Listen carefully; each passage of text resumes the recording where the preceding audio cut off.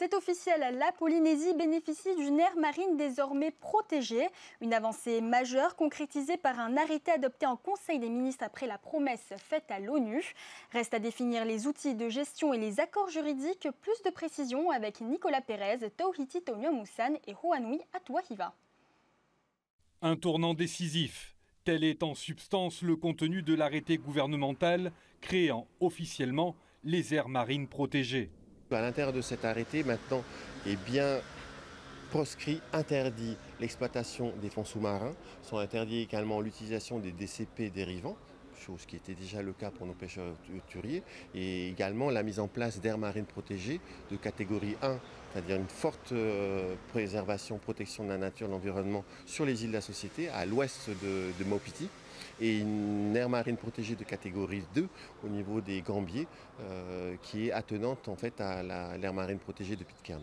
Si la protection des ressources halieutiques est une priorité, une levée de bouclier des mers des Marquises concernant les zones de pêche réglementées avait agité les débats. Ce que nous demandons, c'est une zone de pêche réservée à la pêche artisanale de 30 000 nautiques pour les pirogues, les bomitiers et les potimarala, et interdit aux thoniers. On ne veut pas de pêche industrielle près de nos îles, pas de pêche à la palangre.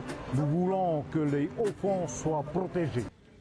Du côté des armateurs, les efforts ont été faits pour garantir cette protection des ressources. C'est 1 100 000 km² d'espace naturel protégé, dans une grosse partie de zones notées, comme on dit, donc quasiment 20% de la zone économique exclusive de la Polynésie française. On peut voir que concrètement, ceux qui ont fait des sacrifices, c'est les pêcheurs hauturiers polynésiens, et uniquement eux.